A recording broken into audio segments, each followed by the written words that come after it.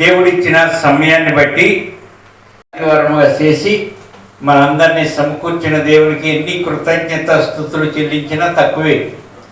చాలామందికి ఈ అవకాశం లేదు కనుక ఈ రోజున వచ్చిన మనతో దేవాతి దేవుడు ఏం మాట్లాడతాడో జాగ్రత్తగా, ముఖ్యంగా మరి కొంచెం ఒకసారి దేవుని దయని బట్టి, దేవుని ప్రేమను బట్టి, ఆయన అనుగ్రహంలో మరొక ఆదివారం ఇచ్చి మరొకసారి మాట్లాడుట కొరకై నేను నా ప్రాణమును నిమ్మళపరుచుకొని ఉన్నాను, సముదాయించుకొని ఉన్నాను.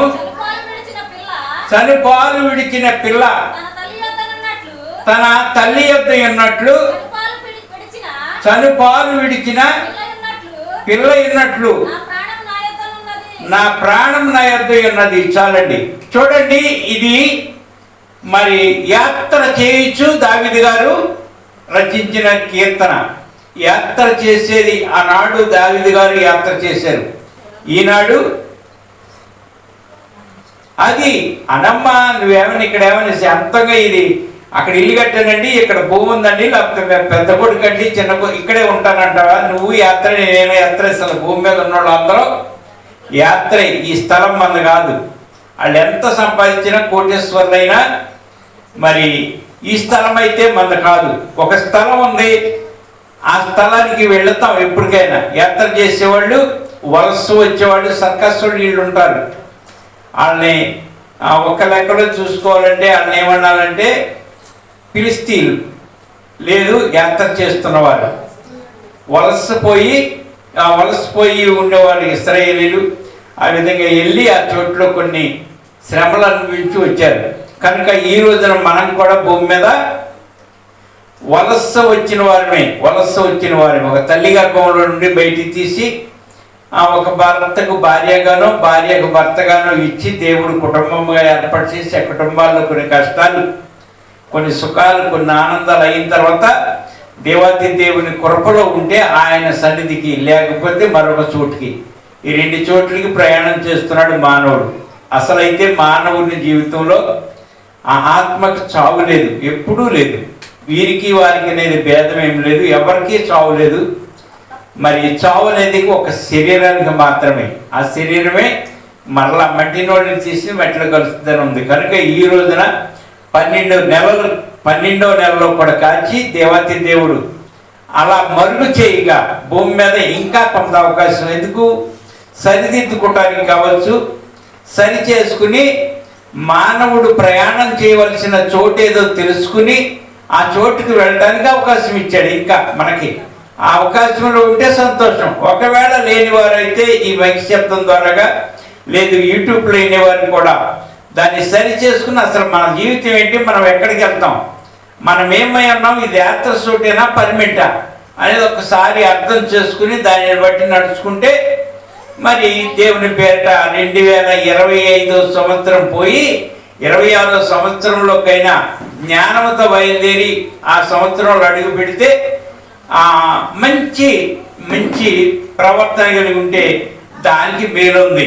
కనుక ఈ రోజున మాట్లాడుతున్న మాట దేవుని వాక్యం ఏమని చెబుతుందంటే 130వ కీర్తన మనది 2వ వచనం వెళుతుంది. ఆ వెళ్ళే దానిలో మాట్లాడుతున్నది, నేను నా ప్రాణమును నిమ్మలపరుచుకొని ఉన్నాను, సముదాయించుకొని ఉన్నాను. ఇంకా అదంతా దానిలోకి వెళ్ళొద్దు, కానీ ఈ కొద్దిగాలోనే అంశం తీసుకుందాం. అదంతా అయితే కొంతమంది అక్కడ ఇక్కడ అని చెప్పుకుంటారు, చనుపాలు అంటారు, లేకపోతే పిల్ల పాలు విడిచిందంటారు, ఇవన్నీ ప్రాణం అంటారు. ఇవన్నీ కాదు, కానీ ఫస్ట్లోనే ఉంది, నేను నా ప్రాణమును నిమ్మలపరుచుకొని ఉన్నాను, సముదాయించుకొని ఉన్నాను అని దావీదు గారు అంటున్నారు. నిమ్మలపరుచుకుని ఉన్నవారు ఇక్కడ ఉన్నవారు, నేను నా ప్రాణాన్ని నిమ్మలపరుచుకున్నాను, లేదు సముదాయించుకున్నాను అని చెప్పగలిగిన వారు ఇక్కడ ఎవరైనా ఉన్నారా? దావీదు గారు కూడా మనిషి, దావీదు రాజు గారు కూడా మనిషేనమ్మా. ఆయన ఏమన్నా పెద్ద చదువు చదివిన వాడు కాదు, గొర్రెలకాడు ఉన్నాడు, దేవునితో గడిపినవాడు. ఆయన గడిపి మరి ఆ దేవునిలో ఉన్న కారణాన్ని ఆయన ఒక రాజుగా తయారైపోయాడు, రాజుగా చేశాడు. కనుక ఇక్కడ చెప్తున్నాడు, యాత్ర చేస్తూనే, కొన్ని ఏమన్నా రాజుగా ఉండి ఏలుబడి చేసుకుంటా కాదు, యాత్రలో ఉండి ఆ విధంగా అన్నాడు. ఏమన్నాడంటే, నేను నా ప్రాణమును నిమ్మలపరుచుకొని ఉన్నాను. ఎవరైనా ఇక్కడ మాట, నా ప్రాణాన్ని నేను నిమ్మలపరుచుకున్నానయ్యా అని చెప్పగలిగిన వారు ఎవరైనా ఉన్నారా? ఆయన మడిసే మనమే మడిసిరా బుజ్జి, మనం కూడా ఆ విధంగా చెప్పగలవా? నా ప్రాణాన్ని నేను నిమ్మలపరుచుకున్నాను. లేదు, సముదాయింపు అంటే సముదాయించుకొని ఉన్నా, నిమ్మలపరుచుకుంటామన్నా సముదాయించుకుంటామన్నా ఈ రెండు కొంచెం పర్యాయ పదాల్లో దగ్గరగానే ఉన్నాయి. ఆ రెండు దగ్గరగా ఉన్నాయి కనుక అంటే సర్దుబాటు చేసుకుని ఉన్నా. నా ప్రాణ విషయంలో, నా జీవిత విషయంలో, నా ఇంటి విషయంలో, నా పిల్లల విషయంలో, నా భర్త విషయంలో, లేదు నా భార్య విషయంలో నేను సముదాయించుకుని సర్దుబాటు కలిగే ప్రయాణం చేస్తున్నా అనేవారు అన్నవారు ఈ చోట్ల ఎవరైనా ఉన్నారా? ఖచ్చితంగా ఉండాలిరా. నేనున్నానండి, నేనున్నా. నా భర్త నేను ఇప్పుడు ప్రస్తుతానికి గత కాలంలో ఎలా ఉన్నా సరే ఇప్పుడు నేను నా భర్త ఒక ప్లాన్ మీద ఉన్నాం, ఒక పరిస్థితిలో ఉన్నాం, సముదాయించుకుంటున్నాం. నన్ను ఆయన అడుగుతున్నాడు, ఆయన నన్ను అడుగుతున్నాడు, ఇద్దరం కలిసి చక్కగా ప్రయాణం చేస్తున్నాం. అది నేను ప్రయాణం చేస్తున్నా. నా ప్రాణమును నిమ్మలం అంటే నిమ్మలంగా ఉన్నాము అని చెప్పగలిగే వారుగా ఉండాలి క్రైస్తవులు. దేవాతి దేవుడు ఆ విధంగా ఉంచాలని ఆయన ఎక్కడి నుంచి వచ్చాడు? పరలోకం నుండి దిగొచ్చాడు మన మధ్యకి. ఎందుకు? నిమ్మలపరచాలి ప్రతి కుటుంబాన్ని, ప్రతి వ్యక్తి కూడా. ఇప్పుడైతే చాలా బాధ దుఃఖంలో ఉన్నారు, కానీ మరి రానయ్యన్న పండుగ పుట్టినరోజు పండుగ సామాన్యమైంది కాదు. రాత్రి చెప్పుకున్నాం కదా, ప్రపంచం అంతా జరుపుకునే పండుగ. లేకపోతే ఒక దేశము, ఒక పట్టణం, ఒక ప్రాంతం, ఒక జిల్లా జరుపుకునే పండగ కాదు. అలాంటి వాడు కాదు మన దేవుడు. ప్రపంచమంతా ఒక్కసారిగా చేసే పండుగ, ఒక్కసారిగా చేసే పండుగ ఈ నెల మొత్తం చేస్తూ ఉంటారు. కనుక అలాంటి దేవుడి దగ్గర ఉండి కూడా మనం మా ఇంట్లో నిమ్మత లేదండి, నిమ్మలో లేదండి, నాకు నా పిల్లలకి సమాధానం లేదంటే ఇంకా చెప్పుకోదగిన మాట కాదు అది. మనకున్న దేవుడు ఎలాంటి దేవుడు అంటే నమ్మదగిన వాడు, నిమ్మలపరచగలిగిన వాడు. అటువంటి దేవుడి దగ్గర ఉన్నాం కనుక ఈ రోజున అంశం ఏం తీసుకుందాం? ఏం సూటిగా చెప్పారు. ఎవరండి? నిమ్మలం. సునీత గారు, నిమ్మలం కావాలి. అది ఆ విధంగా కోరుకోవాలి. నాకు కావాలి నిమ్మలం. ఈరోజు దాని గురించి చెప్పండి. అన్నంత స్పీడ్గా అడిగింది. నిమ్మలం. ఏ ఇంట్లో కూడా నిమ్మలం లేదు ఈ రోజున. ఉదయం లేచిన కాడి నుంచి సాయంకాలానికి అసలు ఏం జరుగుతుందో చెల్లెమ్మ చెప్పింది. బయటికి వెళ్ళి నా కొడుకు, లేదు ఇంట్లో ఉన్నవారు, లేకపోతే నా జీవితం వారం అంతా ఎలా ఉందంటే ఈ రోజున వాక్యం ద్వారా ఎలా ఉందో ఒకసారి తెలుసుకుందాము. యెషయా గ్రంథంలో మొట్టమొదటిగా నిమ్మలం లేని వారు ఎవరు అంటే యెషయా గ్రంథం 57, యెషయా గ్రంథము 57 అధ్యాయం 20 వచనం చదువుకుందాం. అమ్మా, భక్తిహీనులు కదులుచున్న సముద్రము వంటి వారు, అది నిమ్మలింపనేది. ఏంటది? సముద్రం అంట. భక్తిహీనులు కదులుచున్న సముద్రము వంటి వారు, అది నిమ్మలింపనేరదు. అది ఏంటిది? అది సముద్రం నిమ్మలకి ఎప్పుడన్నా 365 రోజుల్లో సముద్రం అనేది కదలకుండా చక్కగా, మన చెరువులు ఉంటాయి కదా, చెరువులో నీళ్ళు అంతగా ఏం కదలవు, చిన్న తెప్పలుగా కనపడతాయి, కానీ అలాగ ఉండిపోతాయి నిలబడి. అలా ఉంటుంది ఆ సముద్రం ఎప్పుడు కదులుతూనే ఉంటుంది. అదేవిధంగా ఎవరున్నారంట? భక్తిహీనులు. భక్తి లేకపోతే కదులుతున్న సముద్రమే. అంటే కదిలే సముద్రంగా ఉంటుంది భక్తిహీనత. ఆ భక్తిహీనత మరి నా కొడుకు వచ్చింది కాబట్టి వారు అంతా ఏం జరుగుతూ దేవుణ్ణి కలిగి ఉన్నవారు, దేవుణ్ణి ఎరిగి ఉన్నవారు, దేవుణ్ణి వెంబడించే వారిలో ఆ తపన, ఆ భయం ఉంటుందిరా. చెప్తుంది ఈరోజు వాక్యం. ఏంటంటే సముద్రం మరి అది ఏం చేస్తుందంటే ఇంకా దాని జలములు బురదను మైలను పైకి వేయును. చూడండి ఏం చేస్తుందంటే కదిలేది కదులుద్ది. అది కదులుతూ ఏం చేస్తుందంట, బురద పైకి వేస్తుందంట, మైలు కూడా మైల, ఈ రెండు కూడా పైకి తీసుకొస్తుంది. ఆ సముద్రం వంటి మనుషులు కూడా ఉండకుండా వాళ్ళ సముద్రంలాగా ఉండే కుటుంబాలు లేవా? ఎప్పుడు కదులుతూ వాళ్ళు కుటుంబాలు ఏమిట్రా? అది అంటే కుటుంబం ఎలా ఉందంటే ఎప్పుడు ఎప్పుడు ఎప్పుడు కూడా కదిలి దేనికి ఎటు విధంగా పోద్దో ఏ విధంగా పోద్దో. అంతేకాదు ఆ కుటుంబం కదులుకుంటా మరి కుటుంబంలో బురదలైపోయేది, మరి కుటుంబంలో మైళ్ళు లేపేది. ఈ విధంగా ఉన్న కుటుంబాలు లేవా? కుటుంబం వదిలేయండి, పోని వ్యక్తులు, ఆ కుటుంబంలో ఒక వ్యక్తి ఉంటాడు, ఎవరన్నా కానీ ఒక వ్యక్తి, ఆ వ్యక్తిని గురించి తల్లిదండ్రులు కావచ్చు, భర్త కావచ్చు, బిడ్డలు కావచ్చు, ఆ వ్యక్తిని చూసి ఎప్పుడు బాగుంటాడో ఎప్పుడు బాగోదు, బయటికి వెళ్ళినట్టు తిరిగి వచ్చేటప్పుడు ఎలా వస్తాడో ఆ కుటుంబం కూడా గడగడ గడగడ గడగడ ఆడిపోతుంది. ఆ వ్యక్తి ఎలా ఉంటాడు? సముద్రం కదిలిపోతుంటాడంటే ఆ విధంగా కదిలిపోయే వారిని బాగు చేసుకోవాలని భర్త, కదిలిపోయే వారిని బాగు చేసుకోవాలని భార్య, ఈ విధంగా యేసుక్రీస్తుని నమ్ముకోవాలి. ఆ నమ్ముకున్న వారు కొత్తలో ఉంటుంది. ఎలా ఉంటుందంటే నా భర్త కూడా మారితే బాగుండు, నా భార్య కూడా మారితే బాగుండు అనుకుంటారా లేదా? అనుకుంటారా? ఒకవేళ లేదు, మారిన తర్వాత ఒక స్త్రీ ఉంది ఆ భర్తను మారితే బాగుండు, నేను దేవుణ్ణి నమ్ముకుని చక్కగా మందిరానికి వెళ్ళొచ్చు, భార్య భర్తను కలిసి అనుకున్నా, భార్య ఏడ్చుకుంటా దేవుడి దగ్గర మర్రపెట్టి ఏడ్చి దుఃఖపడి కన్నీరు విడిచి ఏదో ఒక విధంగా మహానుభావుడు మార్చి భర్తని ఇక జాగ్రత్తగా బ్రతకండి, నీ భర్తకి బాగానే ఉంటాడు, ఇక పాత అలవాట్లు ఏమి లేవు, అన్నీ మార్చుకుని నీతో స్నేహం చేయడానికి నేను ఈ నా పోలికలో ఉన్నటువంటి మగవాడిని మార్చి నీ చేతికిచ్చా అంటే భార్య అప్పుడు ఏది బాగోనప్పుడు చాలా గౌరవం, చాలా భయం, మనిషి వస్తున్నాడంటేనే గడగడ గడగడ ఉనుక్కుంటూ ఉన్న ఆ భార్య ఎప్పుడైతే దేవుళ్ళలోకి వచ్చి అలా తగ్గింపు మనసుతో భార్య దగ్గరికి వచ్చినప్పుడు గౌరవం ఉండాలా, అగౌరవం ఉండాలా? గతంలో ఇష్టానుసారంగా తిరిగినప్పుడు ఆ భర్తను చూసి గడగడ గడగడ వణికే ఆ భార్య, భర్త ఎప్పుడైతే మారాడో, ఎప్పుడైతే అనుకువగా దేవుల్లో ఉన్నాడో, నీతో సహా మందిరానికి వచ్చుకుంటూ ఉన్నప్పుడు ఆ భర్తను ఇంకా గౌరవంగా చూడాలా, ఇక లొంగాళ్ళని కసి తీర్చుకోవాలా. దేవుని పేరట ఉన్న ఆ మగ మనిషిని ఎలా చూడాలంటే గౌరవంగా చూడాలి.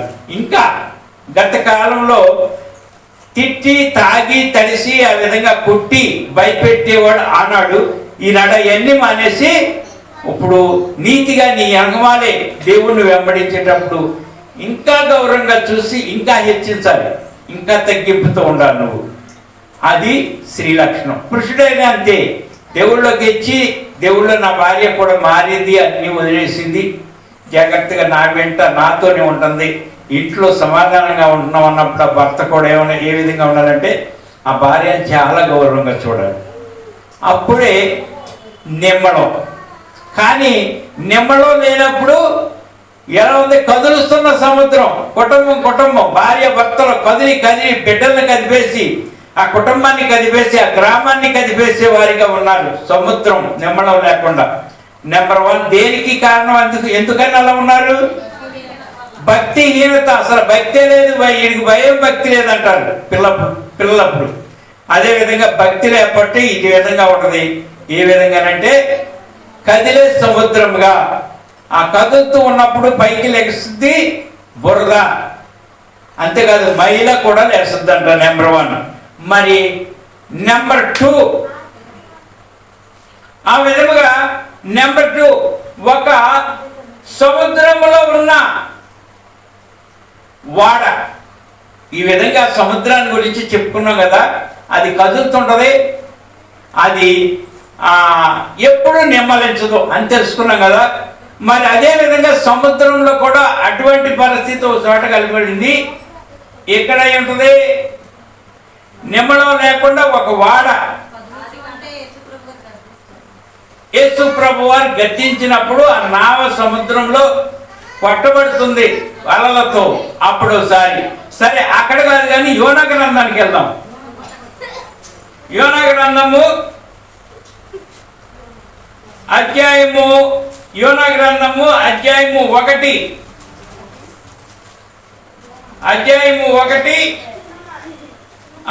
12 వచనం. అమ్మా, మేము నీకేమి చేయవలనని అతని అడుగగా యోనా నన్ను బట్టి ఈ గొప్ప తుఫాను మీ మీదికి వచ్చినని నాకు తెలిసి ఉన్నది. నన్ను ఎత్తి సముద్రంలో పడవేయుడి, అప్పుడు సముద్రము మీ మీదికి రాకుండా నిమ్మడించునని అతడు వారితో చెప్పాను. చూడండి, ఈయన యోనా గారు దేవుడి మాట వినక, దేవుడు చెప్పింది వినక ఆయన ప్రయాణం చేస్తున్న నా వాడకు వచ్చినటువంటి ఆ ఇబ్బందిని బట్టి నన్ను వెత్తి సముద్రంలో ఏంటి అని వేస్తే అది నిమ్మడం అవుద్ది. అదే విధంగా మనలో కూడా కొన్ని ఉంటాయి. కుటుంబంలో అతలకుతలం చేసేవి మనలో ఉంటాయి.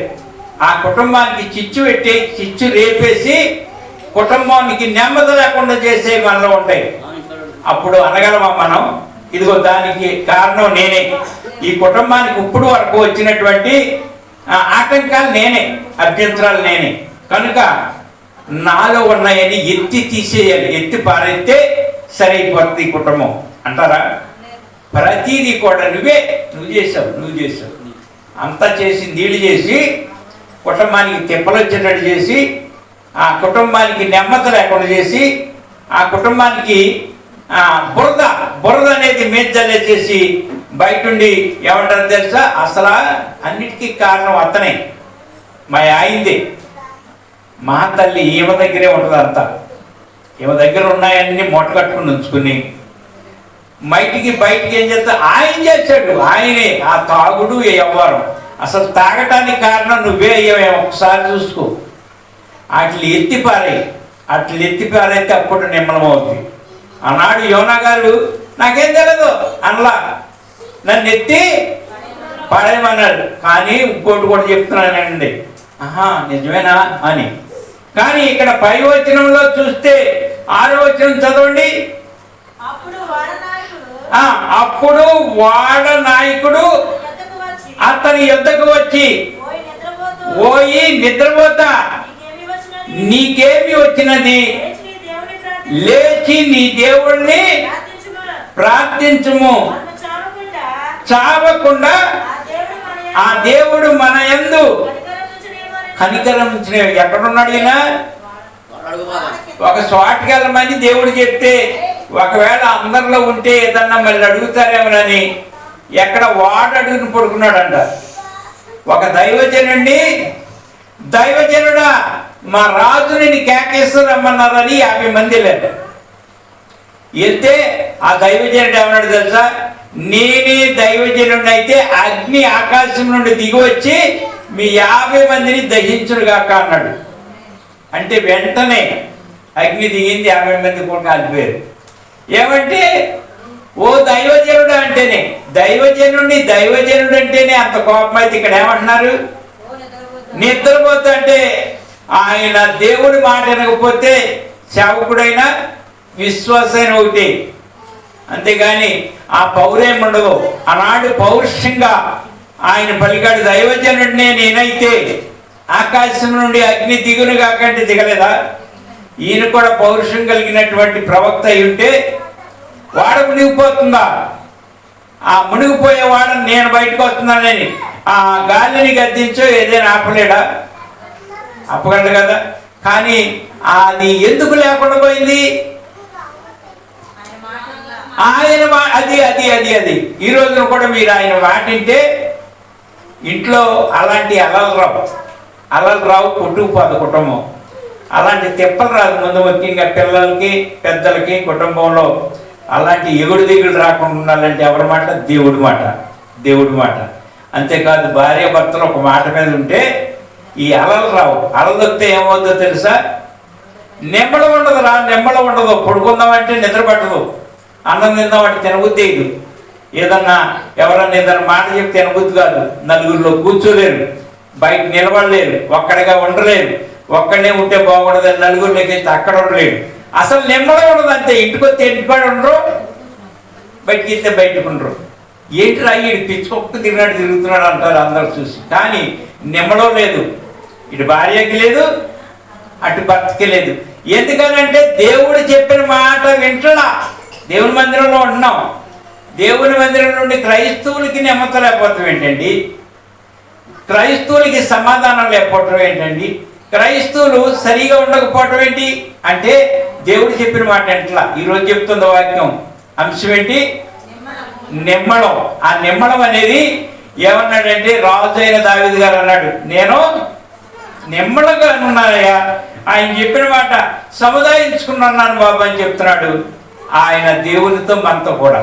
కానీ మనకి మన ఇంట్లో నిమ్మలం ఉందో లేదో జాగ్రత్తగా చూసుకోండి. ఈరోజు చెప్తుంది యోనా గారి విషయంలో. అదేవిధంగా ఏం జరిగిందో అంటే 7 చదవండి. అంతలో వాడవారు ఎవరిని బట్టి ఇంత కీడు మనకు సంభవించినది. ఒక అన్యుడు తప్పిస్తే కుదిరిద్దేమో కానీ వాళ్ళందరూ క్రైస్తవులేం కాదు. అంటే సృష్టికర్తను గురించి వాళ్ళకేం తెలియదు. భయపడ్డారు ఆ మాట చెప్పగానే. భయపడి ఏదో ప్రయత్నం చేశారు, కానీ ఆ ప్రయత్నం అనేది పెట్టు అంటే దాన్ని దీన్ని లింక్ చేయొచ్చు అండి. అంటే కొన్ని మాటలు తప్పినాయి, కానీ మామూలుగా మొదటి నుంచి ఉంది. కొంచెం ఈ మధ్యలో యోనా గురించి కొంచెం చెప్పేది మధ్యలో ఉంది, అది కొంచెమే తప్పింది, కానీ అంశాలు ఉన్నాయి చెప్పిన 2 వచనాలు ఉంటాయి. సరే, ఈ విధంగా తప్పించాలంటే ఎవరి వల్ల కాదు, దేవుడు అనుకుంటే తప్పిస్తాడు. కనుక ఏం చేయాలంటే మనము మన ఇంట్లో ఉన్న సమస్యల్ని, మనలో ఉన్న సమస్యల్ని ఎత్తి పరయ్యాలి. అది ఈ రోజున మనకు. అంతేగాని యోనాను గురించి మనకెందుకండి? మనం సరి అవటం కదా దేవుడికి కావాల్సింది. ఈ రోజున వాక్యం నిమ్మడాన్ని గురించి చెప్తుంది. నిమ్మడంగా మనం ఉండాలంటే ఆ యోనా గారు ఎత్తి అందరూ పారేయమన్నారు. అదేవిధంగా నీలో అలాంటి ఏదైనా ఉంటే నీలో ఉన్న వాటిని ఎత్తి అవతల పారెత్తి నీ కుటుంబం నిమ్మడంగా ఉంటుంది. ఈ 2వ మాట ఈ విధంగా చెప్తుంది. 3వ మాట అంటే పడవలో ఉన్న వారిని ఎత్తి పడవేశారు, నిమ్మడమైంది. మన సంగతి ఏంటి? అవన్నీ కూడా జాగ్రత్తగా ఆలోచించుకోండి. మీ ఇంట్లో నిమ్మడం లేకపోవటానికి కారణం నీ భర్తేనా? నిమ్మడం లేకపోవటానికి కారణం నువ్వేనా? నిమ్మడం లేకపోవటానికి కారణం నీ పిల్లలా? ఎవరి గురించి ఇది వస్తుందో అని నిజంగా దేవుని పిల్లవైతే, దేవుని పిల్లవాడు అయితే, దేవుని భయభక్తులు కలిగి ఉంటే ఖచ్చితంగా అడిగితే దేవుడు దర్శనమిస్తాడు. నీకు తెలవదేదని ఉంటే లేదు, ఎవరికి అసలు నేనే దానికి కారణం అనుకుంటే జాగ్రత్త చేసుకోమని ఈరోజు చెప్తుంది వాక్యం. దాన్ని బట్టి అసలు మన సంగతి ఏంటి అంటే జ్ఞాపకం చేసుకో. దాన్ని బట్టి 20వ గ్రంథం 3వ మాటగా చెప్తుంది. 20వ గ్రంథము అధ్యాయము 30:10 వచనం.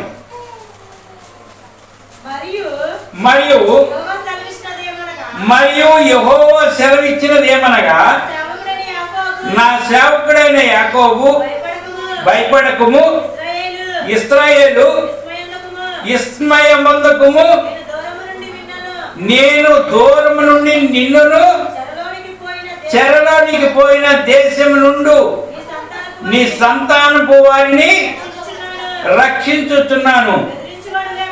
బెదిరించువారు లేకుండా యాకోబు సంతతి తిరిగి వచ్చి నిమ్మడించి నెమ్మది పొందును. చూడండి, యాకోబు ఎవరు? యాకోబు సంతతి ఎవరు?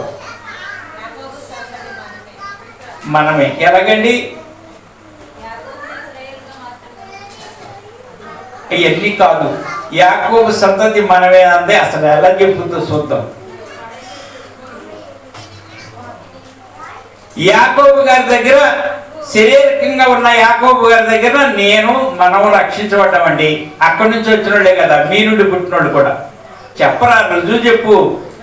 క్రీస్తు పాదధూళి యాకోబు గారి నుంచి పుట్టిన వారు ఇక్కడ 2 జంటలు ఉన్నారు. నేను నా భార్య కూడా ఆయన ద్వారాగా పుట్టిన వాళ్ళమే. ఆయన నుంచి పుట్టిన వారే మీరు. ఈ రోజున ఆ సంతతే పేరు బలం అనేది మనకే వర్తిస్తుంది. కనుక ఆయన చెప్పిన వాక్యాలు, ఆయన నడిపించిన నడక, ఆయన పెట్టిన క్రమాలు, దేవాతి దేవుని పేరిట చాలా గొప్ప గొప్ప కార్యాలు జరిగినాయి తెలుసా. యాకోబు గారు అంటే సామాన్యం కాదు. ఆ విధంగా నడిపించాడు సంఘాన్ని, గడగడలాడించేసేవాడు. ఆయన వెనకమాలు ఉండోడు కూడా తెలుసా ఎలా ఉండోడు. యాకోబు గారిని ఎవరైనా మాట అంటే నిలబెట్టేసేవాడు. ఏంటి బాబు, ఆయన చెప్పింది ఏం తప్పు ఉంది, ఈ బైబిల్. ఎంత పౌరుషంగా ఉండోడంటే ఆయన పిల్లలు. ఆయన మాట చెప్పి వెళ్తూ ఉండగా ఎవరన్నా లేనిపోయింది ఏదైనా ఒక మాట అంటే నిలబెట్టేసాడు అంతే. పొరుగురేది మళ్ళీ ఆ ఊరు కాదు, ఆ ఊర్లో కాదు, వేరే ఊళ్ళో వాక్యం చెప్పి వస్తా ఉంటే ఎందుకు మానపల్లి మా ఊర్లోనే నిలబెట్టేశారు 10 మందిని నిలబెట్టి మొత్తం కడిగేశారు అంతే. అలాంటి సంఘం ఆ విధంగా నడిపించింది. క్రీస్తు సువార్త సహవాసం అంటే సామాన్యమైంది కాదు. అంటే ఏంటి ఇప్పుడు సంగతి, ఎప్పుడు సంగతి నాకు అనవసరం. కానీ నేను ఆయన పెంపకంలో పెరిగిన వాడిని, దేవాతి దేవుడిని పిలుచుకున్న సేవకుడు. ఆయన చెప్పే వాక్యం నిలబడితే కొమ్ములు తిరిగిన వాళ్ళు కూడా ఆ చోట్ల మెలకొని కూర్చుని వినాల్సింది. ఎదురుకొచ్చిన అతనికి ఏంటి ఈ వాక్యం అంటానికి లేదు. ఎందుకంటే ఇంచుమించుగా 50 సార్లు బైబిల్ చదివి ఆ విధంగా దేవునితో సంబంధం కలిగి ఉన్న ఆయన అలాంటి చోట్లో ఉన్నది యాకోబు గారు. ఆ యాకోబు గారి సంతతి నేను మనం అంటే నువ్వు ఒక్కదాన్ని ఆయన ఒక్కడే నేను ఒక్కడే అయితే మరి ఇక్కడ వీళ్ళంతా నా పిల్లలే, అక్కడి నుంచి వచ్చే సంతతి. అందుకనే ఎవరంట నిమ్మడం పొందేది యాకోబు సంతతి. అంటే ఇక్కడ ఉన్న క్రీస్తు సువార్త సహవాసం వారు నిమ్మలిస్తారంటే అదే ఇక్కడ చెప్తుందేమనంటే మరియు యెహోవా సెలవిచ్చినదేమనగా, ఎవరు సెలవిచ్చారు? యెహోవా సెలవిచ్చినదేమనగా, నా సేవకుడైన యాకోబు భయపడకము, ఇశ్రాయేలు నిమ్మలయ విస్మయముందకము, నేను దూరము నుండి నిన్ను చెరలోనికి పోయిన ఆ నీతి అనేది వచ్చాను. నీతి ఏం చేస్తుందంటే, ఇది వరకు రోజుల్లో గొడవలు వచ్చాయి కదా, ఇక గొడవలు రావు. మీకు ఎప్పుడు సమాధానమే ఉండదు. ఆ సమాధానం ఉండి ఏం చేస్తుందంటే, నీతి వలన నిత్యము నిమ్మలము నిబ్బరము కలుగును. అప్పుడు నా జనుల విశ్రమ. ఏ స్థలం ఏంటది విశ్రమ అంటే? అది విశ్రాంతి దినం ఈ చోట్ల కూర్చుంటున్నారు కనుక, విశ్రాంతి దినం ఈ చోట్ల కూర్చున్న కనుక విశ్రమ స్థలమునందు ఆశ్రయ స్థలముల యందును సుఖమైన నివాసముల యందును నివసించెదరు. ఆ విధంగా ఆయన నివాసాలు ఖచ్చితంగా ప్రతి ఒక్కరికి ఇస్తారు. దొండపట్లోడికి ఇప్పుడు ఉన్నదంతా లే కదా, ఎందుకులే మాకు ఎలాగ పునాది ఉన్నాయి కదా కట్టుకొని ఉంటాయి అని అమ్మేని అంటలేదు. అంతేగా, ఒకడైతే కట్టేసుకున్నా ఇంకా నాకేంటి అనుకుంటున్నారు. అమ్మ కట్టుకున్నా కానీ అప్పు తీరితేనే నీకు సుఖం. ఇల్లు కట్టుకున్నాను బాగానే ఉందిలే కానీ మరి అప్పు తీరితే ఇంకా సంతోషం కదరా, ఆ అప్పు కూడా తీరాలి కదా. ఆ విధంగా సుఖ నివాసాలు ఆయన చేస్తాడు. ఇనమాట ఆ విధంగా చేస్తారు. 4వ మాట అంటే సుఖమైన నివాసం, నీతి సమాధానము విశ్రమ స్థలము అంటే మందిరం. సుఖమైన నివాస స్థలంలో ఎందు మరి తర్వాత నివాసాలు వచ్చేసినాయి, నివాసాలు వస్తున్నాయి, ఒక్కోటి కట్టుకుంటున్నారు. తర్వాత మరేంటి? తర్వాత 5వ మాట 107:30. 107:30 కీర్తనలు. అది నిమ్మలమైనది, వారు సంతోషించిరి, వారు కోరిన రేవుకు ఆయన వారిని నడిపించెను. చాలండి. చూడండి, నిమ్మళమైన తర్వాత వారు సంతోషించిరి. సంతోషం ఉంది. నిమ్మళం కట్టే ఇల్లు, పునాదుల మీద ఇల్లు గోళ్ళ కట్టాలి, మరి అందరూ టైల్స్ వేసుకుని చక్కగా ఉండాలి. అప్పుడు ఏముండదంటే నిమ్మళం, సంతోషం. దానిని బట్టి చెప్తున్నాడు, వారు కోరిన రేవునకు ఆయన వారిని నడిపించెను. దానిని బట్టి కింద 31, ఆయన కృపను బట్టి నరులకు ఆయన చేయు ఆశ్చర్య కార్యములు బట్టి వారు యెహోవాకు వారు కృతజ్ఞతాస్తుతులు చెల్లించుదురుగాక. చెల్లిస్తారమ్మా. అది ఎప్పుడైతే నిమ్మలం అయిందో కృతజ్ఞతాస్తుతులు మానేసేసి ఫ్రీ బస్ పెట్టారని ఆదివారం నాడు బస్ ఎక్కేసి సుఖనివాసం బాబా నేనే రేపు వెళ్ళగలాలి కానీ ఇలా బ్యూటీ పార్లర్కి వెళ్ళి అన్ని లైన్ చేసుకొస్తానని ఎల్లురు వెళ్ళిపోతారా. కానీ ఆదివారాన్ని విడిచిపెడతాం అనేది మంచిది కాదు. ఇక్కడ విశ్రమ స్థలం ఇచ్చాడు, సుఖనివాసులు ఇచ్చాడు. నిమ్మలంగా ఆ విధంగా మీరు కోరుకున్న రేవుకి నడిపిస్తాడు. కోరుకున్న రేవుకు నడిపించావా, కోరికలు తీర్చి కరుణించావా, కొట్టుకొని పోకుండా ముక్కలే కాకుండా చిట్ట చివరి వరకు కాచిన దేవా, కోరుకున్న రేవుకు నడిపించావా, ఆకాశము తెరచి మన్నా కురిపించి బండలను చీల్చి నీటిని రప్పించి ఆహారమిచ్చావు, దాహాన్ని తీర్చావు, ఆహారమిచ్చావు, దాహాన్ని తీర్చావు, కష్టకాలమునందు ముళ్ళ త్రోవలయందు విడువక తోడున్నావు, కష్టకాలమునందు ముళ్ళ త్రోవలయందు విడువక తోడున్నావు, మొర్ర విన్నావు, దారి చూపావు, నివాసపురము చేర్చావు, కోరుకున్న రేవుకు నడిపించావా, కోరికలు తీర్చి కరుణించావా, కొట్టుకొని పోకుండా ముక్కలే కాకుండా చిట్ట చివరి వరకు కాచిన దేవా, కోరుకున్న రేవుకు నడిపించావా. హల్లెలూయా. కోరుకున్న రేవుకి నడిపిస్తాడు. కొట్టుకుని పోకుండా ముక్కలు కాకుండా ఆయన కాస్తాడు. మరి మన జీవితాల్లో మన కుటుంబాల్లో ఎన్నిసార్లు మొక్కలయ్యే అవకాశం వచ్చినా మొక్కల కాని ఇచ్చిన దేవుడు ఆయనే. ఈ రోజున ఈ విధంగా సుఖ నివాసం చేసే కాడకే వచ్చామండి. మధ్యలో ఎన్నో జరిగినాయి, తుఫాన్లు వచ్చినాయి, అలలు వచ్చినాయి. ఆ విధంగానే నిమ్మడం లేకుండా సముద్రం లాగా ఎన్నిసార్లు బురద పైకి వచ్చిందో, ఎన్నిసార్లు మైలుపల్లికి పైకి వచ్చిందో, అయినా ఆయన కాచాడు కాబట్టి ఈ రోజున మనం ఉన్నాం. నా ఓర్పుని బట్టినండి నా కుటుంబం ఈ విధంగా ఉంది. నా ఓర్పు నేనే ఓర్చుకున్నాను కాదు, దేవుడే ఓర్పిచ్చాడు.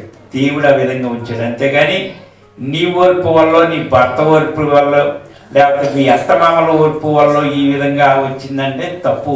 దేవుడు ఓర్పు కలిగి మిమ్మల్ని ఇంకా సదుమాయించి ఈ అటు కాదు తల్లి చెప్పని, తండ్రి చెప్పని, అత్తే చెప్పని, మానవి చెప్పని, తోటికోళ్ళు చెప్పని, ఇరుగు పొరుగు చెప్పని, ఎవరన్నా చెప్పని, అని దేవుడు చెప్పించినట్టే. దేవుడు చెప్పించిన, అంతేగాని ఆ అమ్మాయి చెప్పింది కాబట్టి నేను ఆగాను కాదు. ఆ అమ్మాయిని అప్పుడు ఆడాడు. ఇక్కడ చెప్తుంది యెషయా గ్రంథం 33:20. యెషయా గ్రంథము 33:20. అమ్మా, ఉత్సవ కాలంలో మనము కూడుకొనుచున్న